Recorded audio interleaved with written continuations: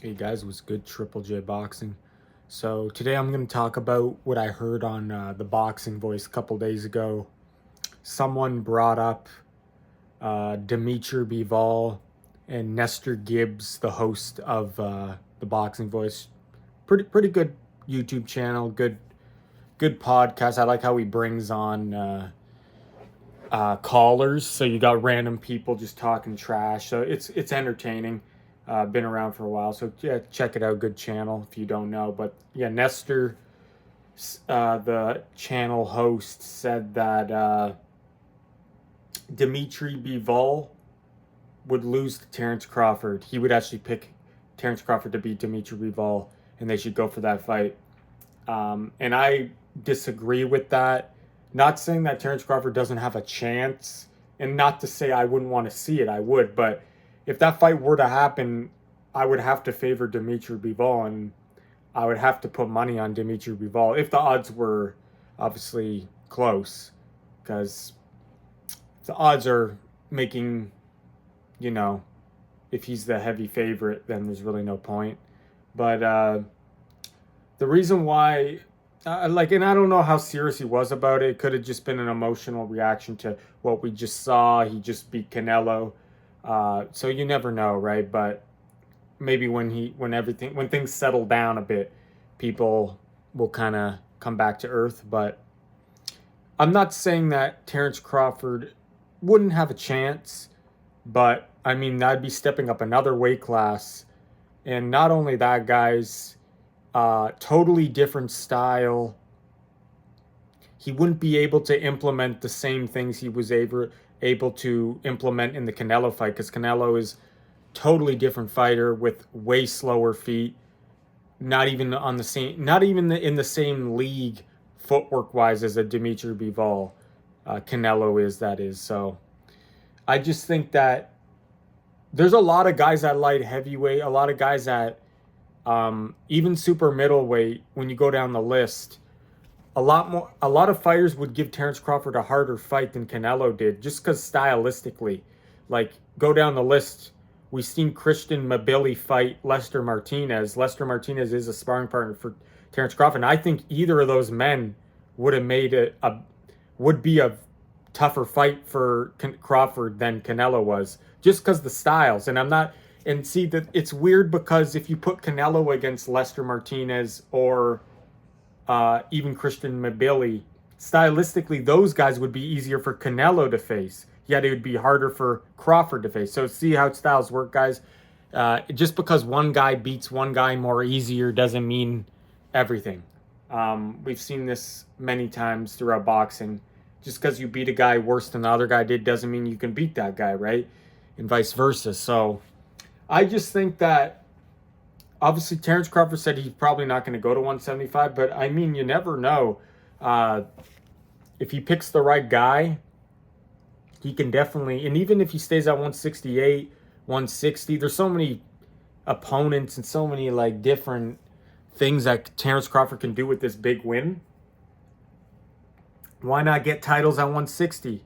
Maybe, or yeah, he already got all the titles at 168. What am I saying here? So there's really no point in saying at 168 unless he just wants to fight somebody there, like a Jamal Charlo. That would sell, I guess. But Jamal Charlo, sorry. Um, but yeah, there's really not much for him to gain at 168 besides a Canelo rematch for money. And like I said, a Jamal Charlo would sell too, but there's nothing to gain there. He doesn't have a belt. So yeah, 160 would be, he could pick up some belts there, or 175. But he ruled 170 out. 175 he ruled out for now, but you never know. He ruled out Canelo, and then he ended up fighting him.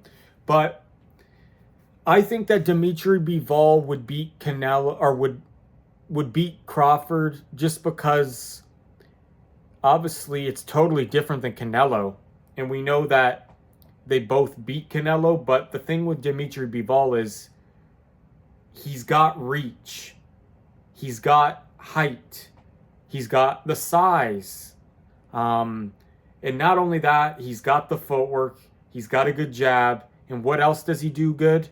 Not, and obviously the footwork's huge. That would give Canelo's Crawford's not going to be able to do the same things he did against Canelo. It's simple as that. A guy with great footwork is going to do a lot better against a Terence Crawford. Against anybody. A guy with good footwork is going to do better against anybody than a guy that doesn't have good footwork. But what does Dmitry Bivol do just as good? It's hard to say who does better, but we'll just say for this discussion, what does Dmitry Bivol do just as good as Terence Crawford? Distance control, range. They're both masters of range. So they're essentially both highly skilled footwork-wise and boxing IQ, but one guy is a lot bigger. So the only thing I could really see Terence Crawford having the edge here would be his hand speed. He's quick. He'll be faster, so he has the hand speed advantage. But other than that, I guess he would be more agile too because he's smaller. So more agile, faster. So, and I mean, that could win rounds, right? That could win rounds against Dmitry Bivol. But I just think he won't be able to do the same things he did against Canelo. Like, you cannot even compare that fight to this fight at all. It's totally different style, and it would be a lot harder for Terence Crawford to establish his jab against a guy who has a great jab and is taller than him. Reach-wise, I think Terence Crawford still has the reach advantage, actually. It says Dmitry Bivol has 72-inch reach. He has 75, but, I mean, Bivol knows how to use his jab, though, right? And he's taller, longer legs. So he won't be able to do what he did against Canelo, against Dmitry Bivol. He'll need to work on different things. It will be a lot tougher to land good, clean shots on Dmitry Bivol. But I'm not saying he can't win rounds. Like I said, the hand speed advantage, the agility, that can really help Terence Crawford. But this is another weight class going up, so that'd be crazy. If he were okay, I'll say this here, guys. I would give him a chance, but I would have to favor Bivol pretty. I wouldn't say maybe significantly favor him, but I definitely highly favor Dmitry Bivol for against Terence Crawford, just because, like I said, he has the same skill set. He's got footwork. He does a lot of things that Terence Crawford does, yet he's bigger. He's got a harder punch, and yeah, and he has a great jab. So it's just gonna be. Obviously Terence Crawford can't knock out anyone at 175 in the top guys at 175. So that'd be out of the question. He would have to win rounds with his speed and combinations. But with Dmitry Bivol, let him land combinations on him because he's a master of distance as well and range. So I don't know how Terence Crawford would go about that if he would have to go with more a 1-2 combinations on Dmitry Bivol. Because I just can't see how he could tee off on Dmitry Bivol. Can't see that really. But he does have the longer arms, so yeah, if he was going to win, it would be by decision, racking up rounds with his using his speed advantage. But I just don't see how he's going to get in the front door easily like he did with Canelo. Like, the only thing I can really say, I don't know how accurate these reach measurements are on BoxRec, guys, to be honest. So maybe Dmitry Bivol has longer arms, same long. I don't know, because you can't go by this, guys. People lie about their height. They lie about their reach. Who knows? I don't know the exact statistics. But to me, Dmitry Bivol just has a way bigger frame than Canelo. And he's definitely going to have a way bigger frame against Terence Crawford. Yeah, guys, I think that I'll put it this way. I would put my money on Dmitry Bivol for sure. But if Terence Crawford were to beat Dmitry Bivol, I think you would have to put him as the best fighter ever. You would have to put him top 3, 100%. There's no doubt he would be amongst Sugar Ray Robinson, Muhammad Ali, Manny Pacquiao. It might even be better than... If he were to beat Dmitry Bivol, it might be better than Pacquiao's 8 divisions championships. And I know that's That's hard to say. That's hard to beat because even if Terence Crawford were to win at 175, what would he be, a sixth division champion? A five or six, so he would tie like Oscar De La Hoya, I think. But if he would go back down to middleweight, he could get seven. So I mean, like, it would be pretty close. But I'm not even talking about how many weight classes, because it's going to be hard for anyone to beat Manny Pacquiao's weight classes. And Manny Pacquiao fought everybody. He fought all the Mexican legends, all those guys. I just think that the caliber opponent that Dmitry Bivol is, I rate him so highly that if Terence Crawford were to beat him, like, I feel like Dmitry Bivol is just such a high caliber guy that Pacquiao, when he went up to his highest weight, like when he fought Margarito, it was a catch weight of 150, I'm pretty sure. Margarito was a strong guy, yeah, he's solid guy, but he is no Dmitry Bivol, right? So if Terence Crawford were to go up to 175, no catch weight, and beat him, I think that would be better than Pacquiao beating Margarito, Pacquiao beating Miguel Cotto. I think it would be better wins than those, to be honest. The Miguel Cotto win was pretty good, though, on Pacquiao, I'm not going to lie. That was one of his best wins, but I think it's more of a comparison of Pacquiao fighting Margarito just because he was way bigger than Miguel Cotto was still around the same size as Pacquiao. I know he's a bit bigger, but I mean, Margarito was huge, came in like, I think 13, 16 pounds heavier than Pacquiao did on fight night, because they used to show you the fight night weighs. I wish they would still do that, show the weights of the fight night. Like, it would have been interesting to see if Canelo or Crawford, who weighed more fight night. But yeah, so I actually think if Terence Crawford were to beat Dmitry Bivol, he might be the best fighter ever. I kind of want him to do that, because I want to see how far he can be pushed to the limit before he plateaus, because the guy just keeps on raising his level. The higher he goes up the totem pole, the higher he goes up the ladder, he just keeps on, it's like he keeps on raising his power level. It's crazy. In Dragon Ball Z terms, he just keeps on raising his power level. So I would want to see him at 175. I know he doesn't want to do it, but I think he can beat some of these guys. And Dmitry Bivol, if he were to beat him, I think he already has a discussion for one of the best fighters of all time. But if he were to beat Dmitry Bivol, I think he's in he might be just called the best fighter ever in my book. Him, Sugar Ray Robinson, Muhammad Ali, Manny Pacquiao, all those guys that everyone highly rates on their lists. I think he would definitely be 100% in the conversation. His thing is, though, Dmitry Bivol's the best guy at light heavyweight. So if he were to do that, and he's not an ordinary guy, Dmitry Bivol is highly skilled. Obviously, if he were to beat David Benavidez, he would be huge too. And I think David Benavidez would be a tough outing too. Definitely, he's huge. Artur Beterbiev would be another great win as well. But I mean, Dmitry Bivol got all the belts, or not all the belts anymore, I don't think, because didn't one of them have to get vacated before the Artur Beterbiev fight or something like that? I forget, but